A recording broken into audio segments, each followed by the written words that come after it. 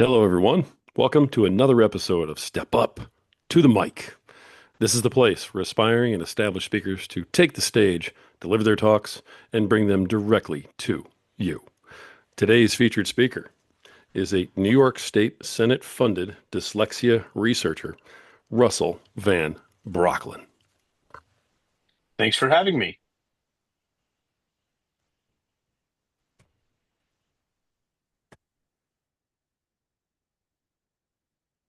Hello, everyone. This is Russell Van Brocklen. I'm a New York State Senate funded researcher. And today I'm here to tell you how I got Kimberly, a homeschooling mother, to teach her son read, who was at the beginning third grade level with reading and writing, halfway through fifth grade, to bring him to grade level. She was literally over 10 times more effective than if he was in a public special education program for the last from December to the end of the school year of this past year in 2025.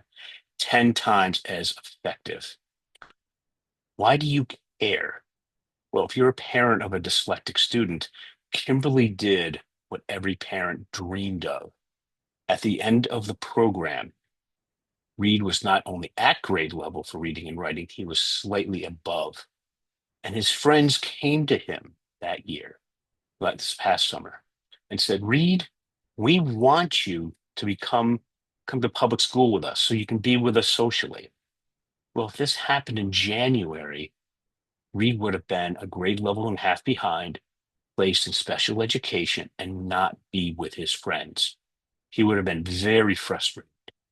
But because of what his mother was able to do, he is in sixth grade now in mainstream general classes, doing just fine. How is this possible?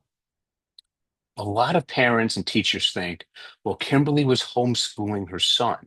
They spent forever one on one working on reading and writing. That's not the case. Kimberly only worked with Reed for about half an hour a session, on average 3 sessions a week, for a little under 6 months. To teach Kimberly how to do this, I worked with her for only about a half an hour a week. You might be asking, how was this possible? How could Kimberly literally produce not double, not triple the results of what would happen if Reed was in a special education program in the public school? How did she do more than 10x this? How? In today's talk, I'm going to explain to you how this is possible. First, I think you need to know a little bit about me and my background and how I was able to teach Kimberly how to do this. For me, the critical point came when I was back in college. It was the late 90s, and I wanted to know how government worked. Not some theory, not some idea. I wanted to know. So I applied to the New York State Assembly internship and I was accepted. When I showed up, I said, here's my neuropsychological evaluation. I have a first grade reading and writing level.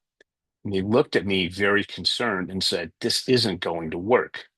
So they put a committee together that afternoon.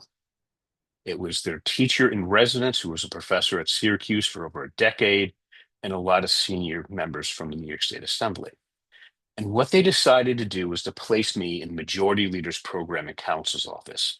So I had a much better internship because they dealt with graduate students, not undergraduate students. Why was I placed there? Because they had three administrative assistants who could help me with my horrendous writing, because I did have to submit some things in writing. For the academic portion, we had to do a major research project. A standard combination for me was to give a very long presentation with a very tough questions and answer session. At the end of the semester, they recommended a grade of A minus for 15 credits. Now, the universities that we go back to aren't compelled to accept that grade. The vast majority of them just accept it, or they might tinker with it on the margins. But when the political science department at the State University of New York at Buffalo reviewed my accommodations, they didn't like them. So I got 15 credits of F. That's right, 15 credits of F instead of A minus. I was tired of the discrimination. So I decided I was going to solve reading and writing For every dyslexic, I asked my professors, where should I go to force myself to learn to read and write at the graduate level? Jokingly, they were saying, well, law school. So I went and I signed up to audit for 2 law school classes. On my second day of contracts, I walked in and I was called upon by the professor, a dyslexic law professor, and they use the Socratic method. If you want to know more about it, it's in a famous movie called The Paper Chase from the 1970s. What they essentially do, if you don't know the answers, they keep asking you questions to embarrass you. Well, that didn't happen to me. What I found is years later is that when a dyslexic enters graduate school, we own the place day one or close to it because it's in our speciality, our area of extreme interest and ability that we've been working so hard on for our entire academic lives. So he called on me. He started getting a little snarky. I got a little snarky back.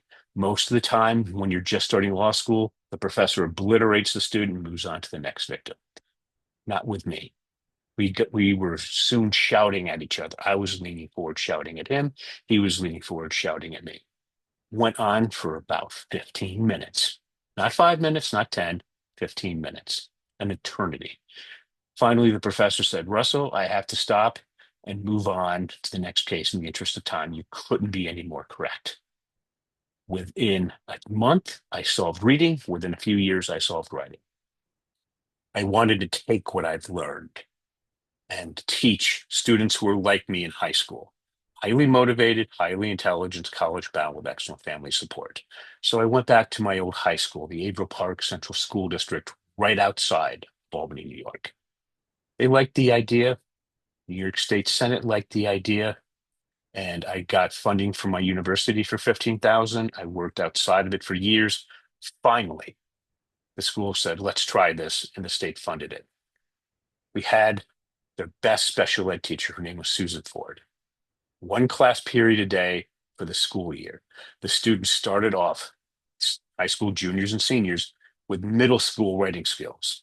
At the end of the program, they were scoring average of entering graduate school students. They had the writing skills of college graduates before they started college. They all graduated from college, no accommodations, GPAs between 2.5 to 3.6. Then I presented this in New York City at the New York City branch of the International Dyslexia Association. How did we do economically?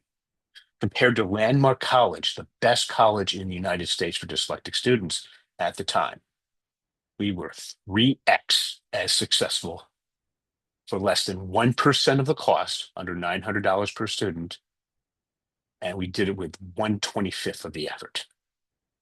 That's how successful we were. Now, after I presented, I was asked, will this work for typical students, for younger students? And I said, no, it absolutely will not. And they said, well, you have to make it work for younger students who don't have this massive motivation and these super high IQs. So, what allowed this to be successful generally? I'm going to point you to a book called Overcoming Dyslexia, second edition by Sally Shaywitz, MD from Yale University, the top book in my field. I'm going to point you to page 78, figure number 23. What you will find there is the back part of the dyslexic brain has next to no neural activity, but the back part of a general education student's brain has this massive neural activity. The front part of the dyslexic brain is about 2.5 times overactive in compared to the general education student mind. That's what I was looking to use. So why was my first program so successful? Very simple. I chose the graduate records exam analytical writing assessment. Analytical articulation, to me, about the same thing. That's why it was so successful. But when I was looking at this, how can I get similar results for the younger kids, for the average kids who aren't super motivated, who have average IQs, who aren't geniuses? How do I do that? What I found is we had to flip from articulation followed by word analysis to word analysis followed by articulation. So again, it's word analysis followed by articulation. Let me give you an example. When I present to special ed teachers in New York City. I constantly get told the same thing, and I'm going to steal a line from one of those special ed teachers. She said, my elementary school students who are dyslexics, a lot of them seem to be writing randomly placed misspelled words. I don't even know where to begin. So the first thing we had to do was get away from these randomly placed misspelled words and to write a simple 3-word sentence. How do we do that? I'm going to give you an example I use most of the time. The student's name is Sarah. She's severely dyslexic. She's reading and writing at the 2nd grade level. She is writing what appear to be randomly placed misspelled words. But what is it that Sarah loves? What's her favorite thing to do in the world? Swimming. She's on the swim team. She even took a course to become an assistant swimming instructor for the really small young kids. She's in the pool every chance she gets. So what we need to do is to show Sarah how to not write randomly placed misspelled words. So what we do is we ask Sarah to type out the following. Hero, plus sign, what are we talking about? Sometimes the kids have trouble writing that out. So what we do is we have the teacher type it out first and they copy it. And I can hear the educators now. But that's cheating. No, I'm going to point you to a book, Professor James Collins, Strategies for Struggling Writers, 3 Default Strategies of Copying Visualization Narrative. This is copying. So the instructor writes out hero, plus sign, what do we talk about? Sarah copies it. Then we exchange hero for Sarah's name. To Sarah, plus sign, what are we talking about? Then we have Sarah, before we do this, she writes out 10 things she really likes, 10 things she really doesn't like. So we go to the first thing that she likes, hero, and we exchange what are we talking about for, I'm sorry, swimming. That's the first thing she likes. So we go to what are we talking about? We exchange that for swimming. So we have Sarah, plus sign, swimming. Now we have to replace the plus sign. That's part of the visualization default writing strategy. It means we need to add words, subtract words, and move things around. In this case, we need to add a word. We have Sarah, plus sign, swimming. So at this point, I tend to have a conversation when I'm presenting this at major dyslexia conferences.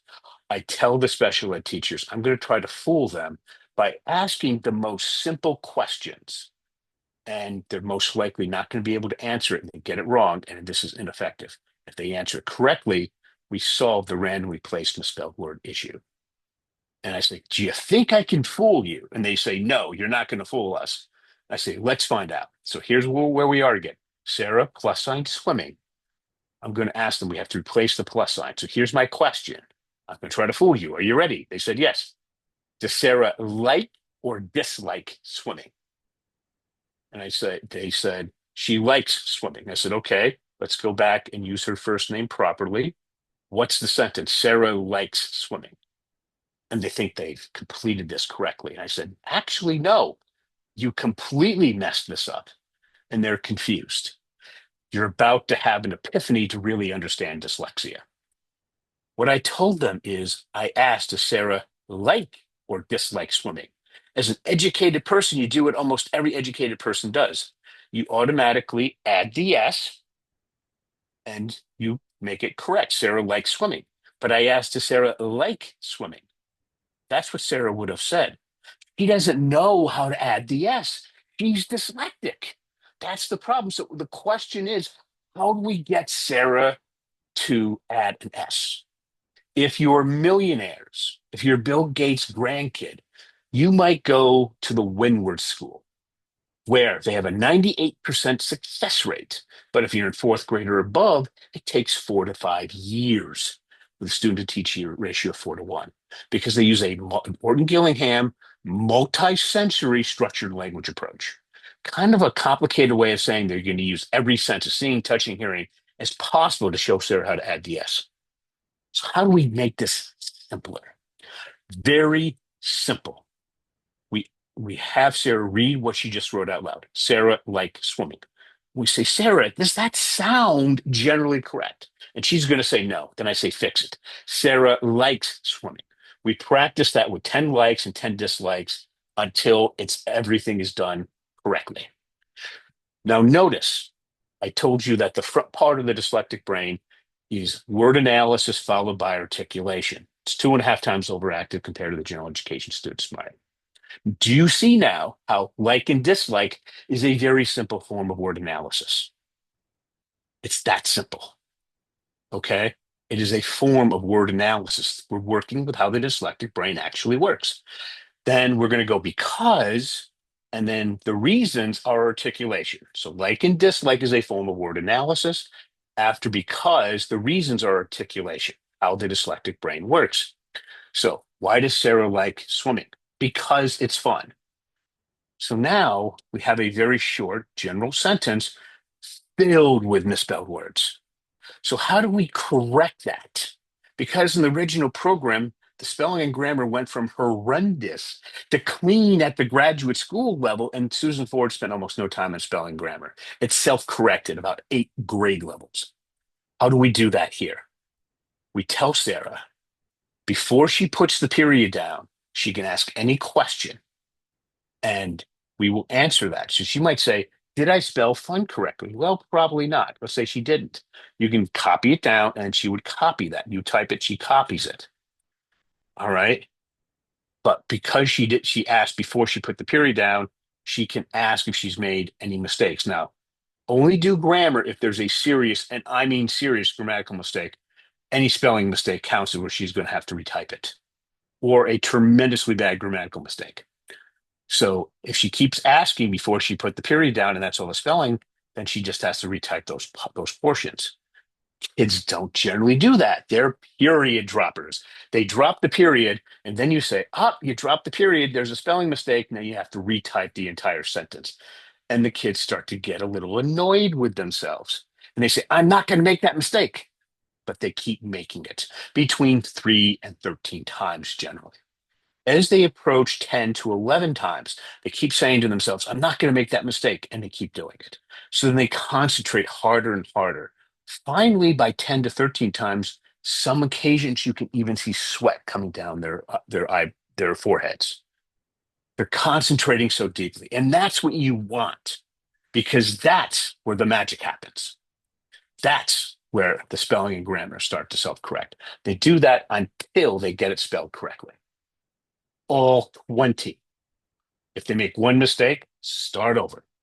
Then you're going to do reason one and reason two, then reason one, reason two, and reason three. About 80 sentences total when done perfectly. For Sarah, for being in fifth grade, this could take 2 weeks to 6 weeks. Here's the strange thing about my process. The older the child is, the quicker they pick it up. The exact opposite of Orton Gillingham. So if Sarah was in, let's say, third grade, this could take a month to 3 months. But what this means is when she's done with this, her writing has gone from the kindergarten level to end of second or beginning third grade level. Here's the other secret. Everybody's asked me, what about reading? Well, here's the secret. If you can write it, you can read it. So again, if you can write it, you can read it. That's how we get past a lot of the reading issues.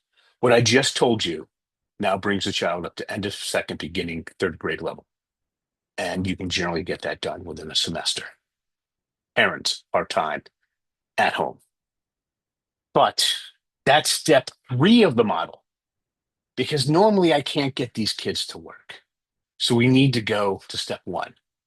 What we need to focus on is what the child is truly interested in, their speciality, their area of extreme interest and ability. So what we do is say it's a Saturday morning. The kid can go anywhere they want in the world, do whatever they want. What is it? That's their speciality. That's their area of extreme interest and ability. That's why I did so well in law school with the professor that second day of contracts. And also, when I presented this to Professor James Collins for review, the university-wide competition was coming up. I had just a matter of weeks. People said it was going to take years to get his approval. A plus, excellent. Took me less than 2 weeks. It's a huge advantage of being a dyslexic in graduate school.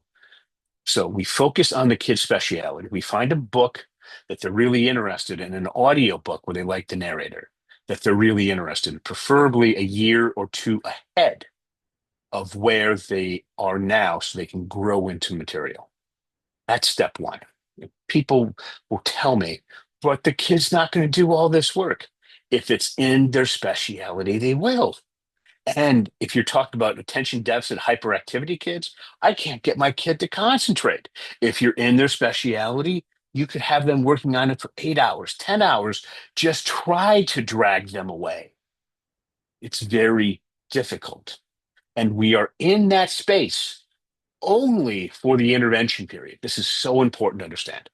We're not in this forever. We're in this only until we get them at grade level. Because remember what I said about Reed. He went in, he's in his typical sixth grade classes doing very well. All right. Now, that's the first part of the model. The second part is critically important. You cannot ask a dyslexic during the intervention period to ask a general to a specific question. So you can't ask, for example, what effect did the Martin Luther King's famous I Have a Dream speech have on the American civil rights movement in the 1960s?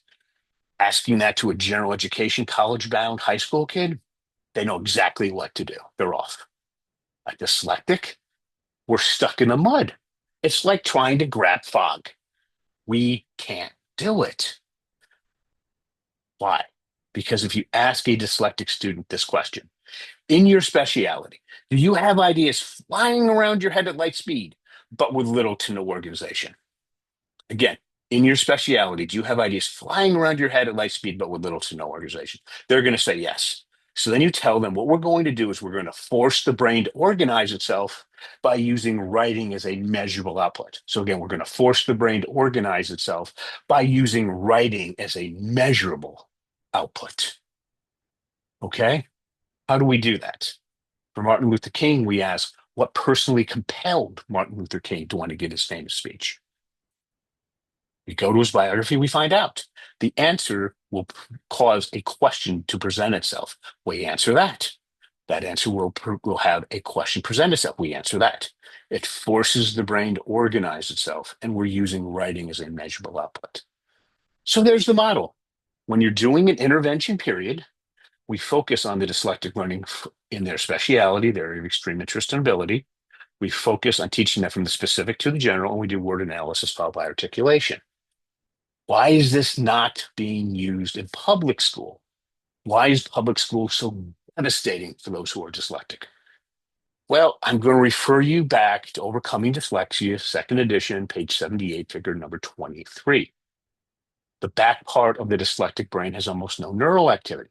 The front part is about, the gen ed students' back part of the brain is going crazy. The dyslexic students has about 2.5 times the neural activity in the front part of the brain. Gen ed students have very little. Schools are set up to work successfully with the 80+% of the students who aren't dyslexic or ADD or ADHD. Teaching them doing 5 books a year, 10 books a year in English class works well for them. Teaching from the general to the specific works well for them. The exact opposite for dyslexics, and they certainly don't do word analysis followed by articulation. So during the intervention period, we have to go through the model that I just gave you. Once we're at grade level or above, with some difficulty and some transition, it's going to be a little bit of friction, but with some decent effort, it works just fine, just like Reed. So what is it that I hope you took away from today's presentation? My goal is for you to understand this model and how to use it. Like Kimberly did, how she got literally over 10x the return of bringing her son to grade level compared to what would have happened if he was in a public school special ed program. This is affordable, it's easy to learn, and the students enjoy implementing it. It's time to solve dyslexia. For those of you who want to know more about me and what I do, who want to see if this might be a good option for your dyslexic child, or if you're a teacher, if this is something you'd like to learn for your school, just go to dyslexiaclasses.com, click on the button that says download free report, answer a few questions. You'll get a document, the 3 reasons your child's having trouble in school due to dyslexia and how to overcome them. And you can set up a free half-an-hour session with me over Skype I'm sorry, um, over Zoom, where we can show you how to where I can interview your child, ask them the questions, discuss this, and they start off with, I don't want to do this before we meet. Then when we meet, they're very skeptical. When I start asking some questions, they're like, yeah, that's me. And I ask, is this how you would like to overcome your learning concerns? And they say, yes. Then we work with parents on an affordable basis for a year at a time. So if you're ready, it's time to become learning enabled.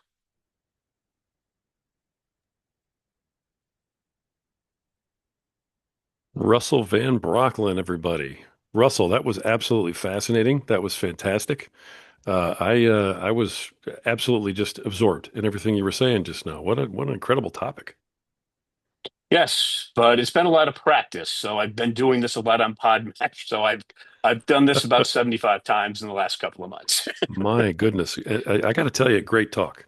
Great talk. Love the way that you put it together. Love the way you organized it. Absolutely great talk. I'm looking forward to seeing you on a bigger stage one day, like soon. Yes, well, I'm hoping to have my book out by January, and I understand that's a general prerequisite to do anything serious. Certainly helps. That's for sure. That's for sure. What can you tell us about the book that's coming out? Oh, it's about Kimberly's experience, Okay, her hopes, dreams, aspirations, failures, and just how we took it through. We're creating a version for homeschooling moms, and we're creating a version for educators. excellent, excellent. These numbers seem like they are astronomical to what Yes, I've heard before. I'm getting that to the right. point of not being believable. Almost. Yeah, Yes. yeah. So let me address that point. So you have to remember when I got funding from the New York State Senate, they were not just going to let this ride. I went to the New York State Education Department. They wanted to get rid of me.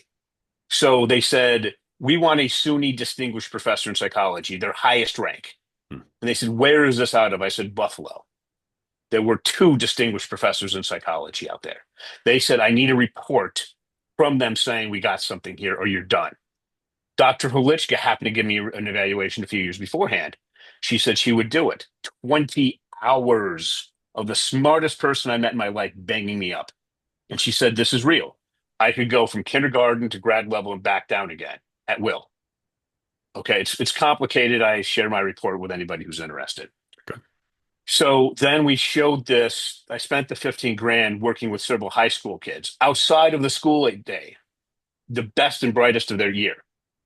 And after a couple of years of that, the school district said, we want this. Now, when you're dealing with Republicans, it's very simple better, faster, cheaper, but they want to hear from the school district that they want this or they won't touch it. They want it, then they'll provide the funding. Democrats are different. They want to start from a bill, something from the 50,000 foot and then go down. So we did that and we did that for years. Okay. And the evaluator was a SUNY distinguished professor in psychology, Dr. Holichka. So literally, you're talking about middle school to average of entering grad students. Some scored above average of entering grad students. Wow. Right. Wow. But what we did with Kimberly, if you want to know what the numbers are, I didn't know this until this past summer, but she said when for the school year, she's homeschooled, but she wanted the numbers from the state. So she spent $700 for the assessment. And the state's literally on the phone with her as they're doing the assessments to make sure everything is kosher. All right. Reed scored a 190 on that test, which was beginning third grade reading and writing. He was expected, if he was in a special ed program, to increase by 1.86 points for the rest of the school year. He didn't increase by 1.86, he increased by 20. All right. Man. Now, the Okay. proof is in the pudding that when I said he wanted to go back, that was literally 11x. You're talking over three standard deviation increase Yeah. statistically. So his friends wanted him to go to public school. So he got retested at the beginning of sixth grade. They said you were at the very beginning of sixth grade or end of fifth grade. Well, he's just started sixth grade. He was a week late missing school because it was complicated getting him in there. She started a bit later than she thought. He's in all his classes. He's doing just fine. The biggest complaint is he didn't like writing for math because that teacher liked you to write in math. His mom, Kimberly had a rather stern conversation with him And he said, okay. And it hasn't been an issue since then. He's going from his speciality to now not his speciality. And there's always a little bit of a kickback, but he's doing just fine. And now we're working on the next level, which is to bring his paragraph writing ability up to high school seniors. Not Wow. middle school. We're skipping middle school and we're just bringing him up to high school seniors. All right. So he's going through that process right now. Great. Great. That's such a great story. You are not just a professor or a professional at this. You're an advocate for this. I mean, your passion for this is overwhelming. Yes, because New York State just tried to rewrite K through 5 education completely. All right. And they spent a year creating a report on this. And then they found out when they tried to implement it, we are the highest tax state. Sorry, California, we beat you. We're the highest tax state in the country. We spend more per kid than anybody. But two reasons why it didn't pass this year, as best I could see, is number one, there was no money for it. It's going to be incredibly expensive to provide this extra training until they come to grade level using traditional methods. And number two, the teachers rebelled because they said, well, you've dumped so much stuff on us over the last few years. We can't take weeks more of training for this. Well, I met Evelyn Whitebay, who was on the dyslexia task force. She was on there because she was 3 to 4x more successful than the average special ed teacher. And we found out our ideas were pretty similar. So we can go in and train an entire school district for first grade through high school in improving reading and writing in under 6 hours. Amazing.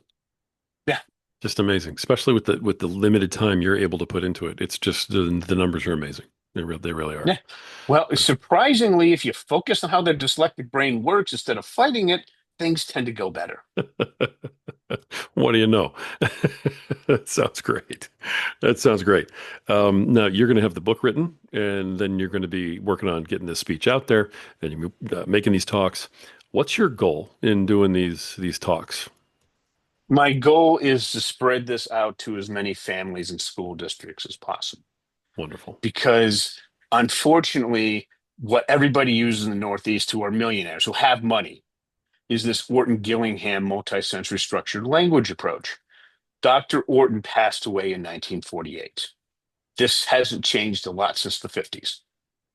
How do I know? For the International Dyslexia Association, as the biggest conference in North America each year, I'm one of their reviewers for reading and writing programs. The changes in Orton Gillingham now are at a fraction of a vein in a leaf. My They don't goodness. change much now. Yeah. Yes, Dr. Orton was the pioneer of our field, the smartest person who ever was in it. But we've learned a lot in neuroscience since 48. Yeah. Yeah. We would hope. We would No, hope. we know it. As I said, it's right there. The proof is right there in your hand. I absolutely Yes. love that, sir. All right. Russell, thank you so much for coming on here for putting out your talk. Tell everybody one more time how they can reach you, how they can reach out about your programs, find out more about everything you offer. Well, it's just to go to Dyslexia Classes, plural. It's with an S, dyslexiaclasses.com. There's a button right on the homepage that says download free report. Click on it, answer a few questions, and you can set up a time to speak with me within, per half an hour of no charge. Wonderful, wonderful. I love that you're offering that too, so that people can get the information from you. So, New York State Senate funded dyslexia researcher Russell Van Brocklen, thank you for coming on today, for doing your talk, and for spreading the word about your mission. Absolutely loved every minute of it. You were fantastic. Thanks for having me. My pleasure, folks. This has been another spectacular episode of Step Up to the Mic. If you are an aspiring or current speaker and you want to bring your talk to the masses, message us today. Never stop talking. And at some point, step up to the mic.